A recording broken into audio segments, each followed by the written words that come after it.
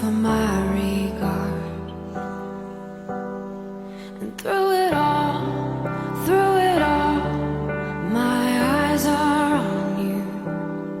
And through it all, it is well. And through it all, my eyes are on you. And it is well with me.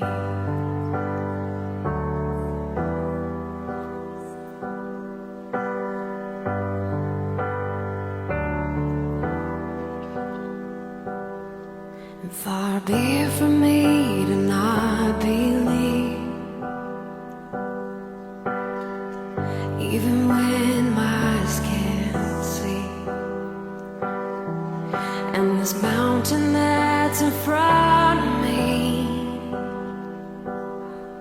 will be thrown into the midst of the sea. And through it all, my eyes are on you. And through it all, it is well. And through it all, my eyes are on you. And it is well. It is well. Bwana awe nanyi. Mwenyezi Mungu, tunakushukuru kwa baraka ya mzee wetu Zefania Kigamwa, Roho Mtakatifu kama mwanzo na sasa na siku zote.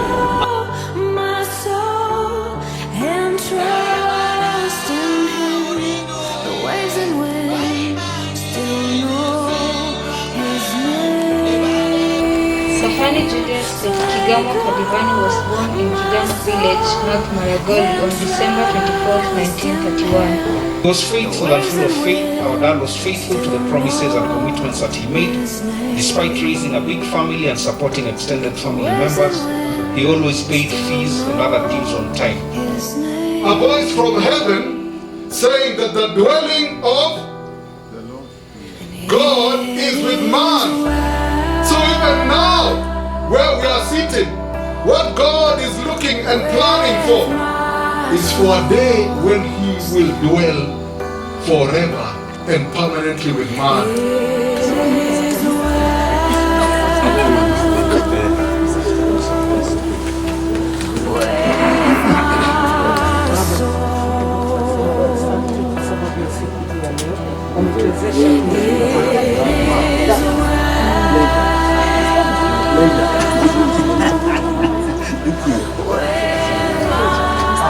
Tumekuja hapa, mzee huyu alikuwa strong Catholic Church na watoto wake, mmoja ni pastor mkubwa kwa PAG.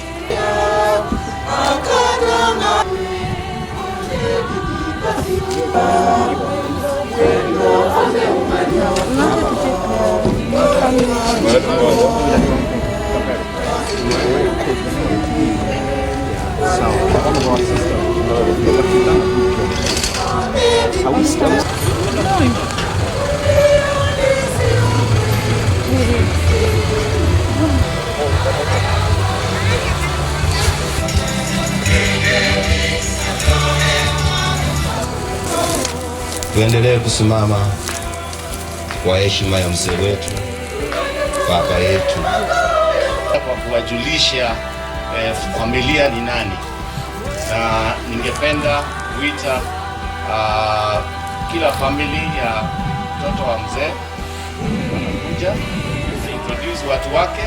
Consolata, occupational therapist, Nairobi, Kenya. Hi, Junior Mumbo, student nursing. Ni huyu anazaliwa.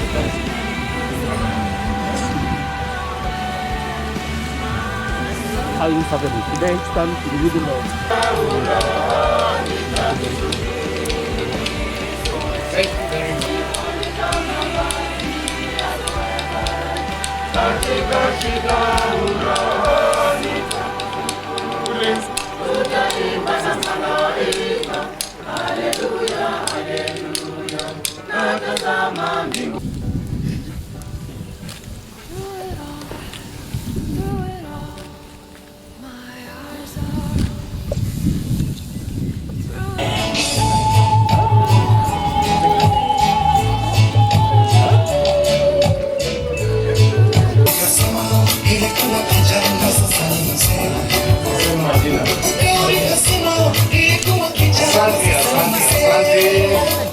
sana. Wacha wajifanye introduction haraka haraka moja moja tafadhali.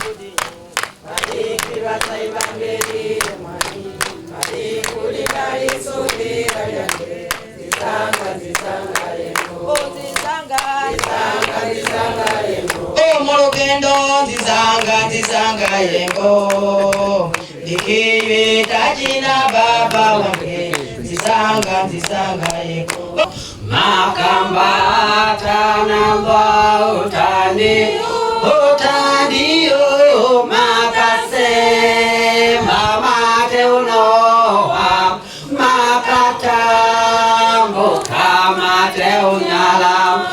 Watoto wa mzee Kigamwa, waombolezi wote, je, hamjambo? Mimi naitwa Jacob Mungwesi Undu. Huyu mzee Kigamwa tulianza naye kazi East Africa Industries 1967, lakini alitoka BAT 66. Kwa hivyo wakati alijoin East Africa Industries, hatujawahi kukuwa na kesi yoyote na mzee Kigamwa. Mzee Kigamwa amekuwa mtu wa usaidizi sana kwa sisi kama majirani wake.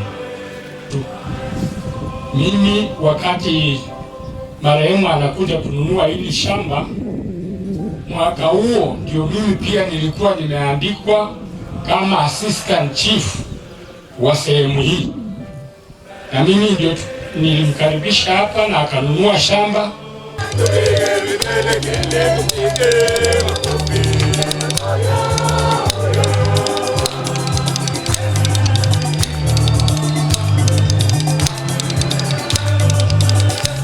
Leo tunamsindikiza huyu baba yetu katika safari yake ya mwisho hapa duniani, na tuna padre mgeni Father Concord Akimana ambaye pia amekuja kumsindikiza huyu mzee wetu. Hii misa imesomwa hapa ama zote zinasomwa mahali pote, zinawezesha ile roho ya marehemu tunaombea siku moja kufika mbinguni. Sawa, nimewambia tuko na jukumu kama kanisa liko safarini kuendelea kusomesha misa mara nyingi viwezekanavyo. Huyu mzee tangu agonjeke miaka mingi, hata kama alikuwa amepona na pona afa anagonjeka, tulikuwa tunashughulikia mwili, si kweli?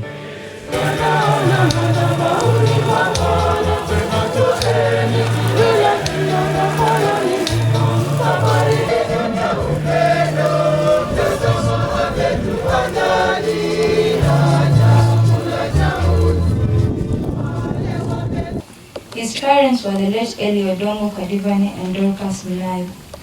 His grandparents were Kadivani and Kagiriza, and his great-grandfather was Akivaga of the Avigina clan, which is traced back to the Mukizungu and eventually Murogwe. His siblings are the late Dana Mudora, Bachumayo Adenya, Ruben Mukangula, Meshak Changilwa, Naomi Kadenyi, Phoebe Kabulani, Bilha Lugatsiva, Thomas Lidoya, Cleopa Meheso, and Samson Kanzika.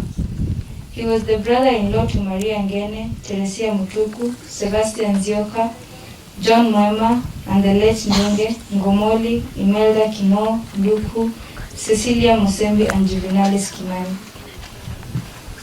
He is a loving father to Dr. Pius and Dr. Nyambura Kigamwa, Elizabeth Musimbi, and Humphrey Simato, the late Patrick and Azibeta Kigamwa, Justina Kabiriza and Hizimunu, Charles Kadivani and Masingepe, the late Francis Kigamwa and Eunice Masinde, Dr. James Chamwada and Susan Kigamwa, Joseph and Dr. Anisia Ngili, Jacqueline and Cecile Ochira, Advocate Raphael Kigamwa, Rubai Ayuma, and Roma Kumwani.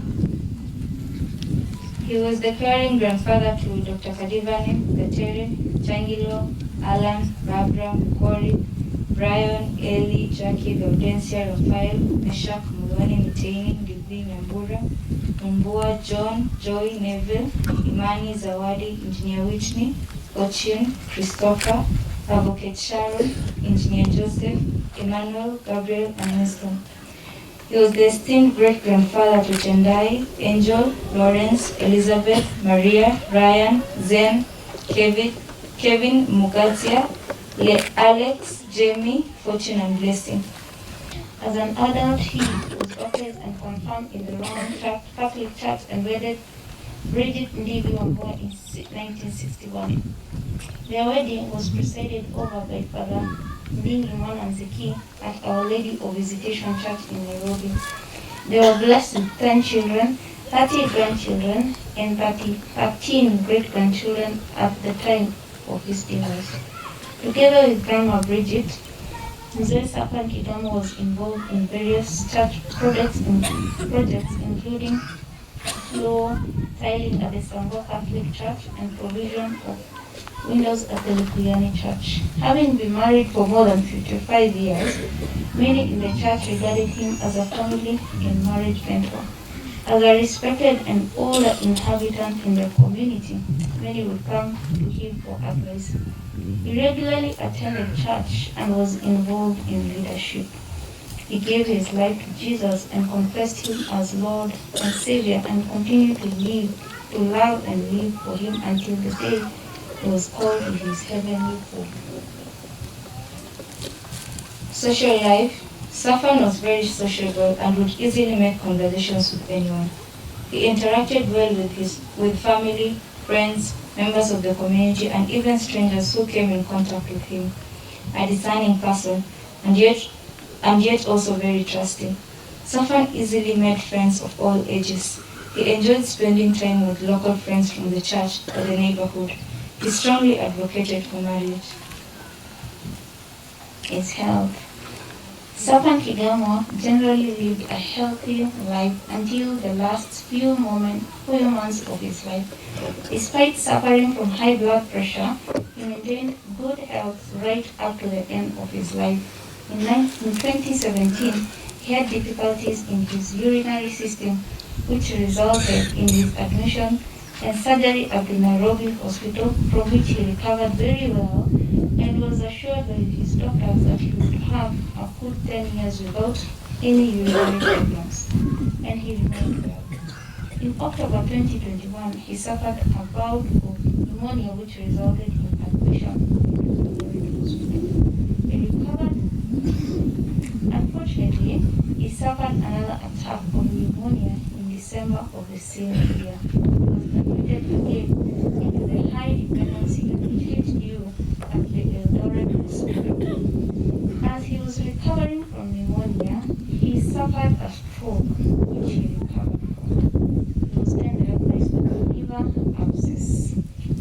He went into theater where the abscess was treated by surgery. Unfortunately, the pneumonia recurred, and on 28th December, at which the time one of his doctors called and reported that Mzee was having breathing problems. On the morning of the 29th, at 7 a.m., he had a cardiac arrest and was physically transitioned to glory. May he rest in eternal peace.